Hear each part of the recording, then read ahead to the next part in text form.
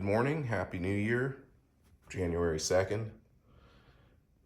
Figured I would do a quick follow-up on this dishwasher because that video seems to be getting a lot of views, and I'm just gonna follow up by saying that all is going well with the dishwasher.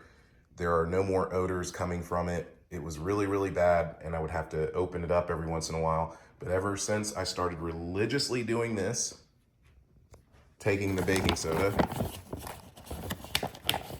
this is a huge bag that I got from Costco, just taking the baking soda like this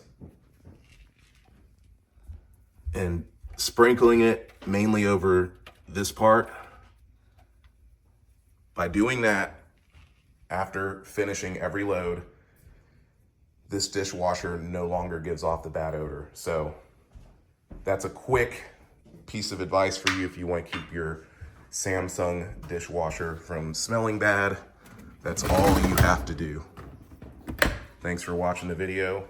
You found something good in it, you know what to do.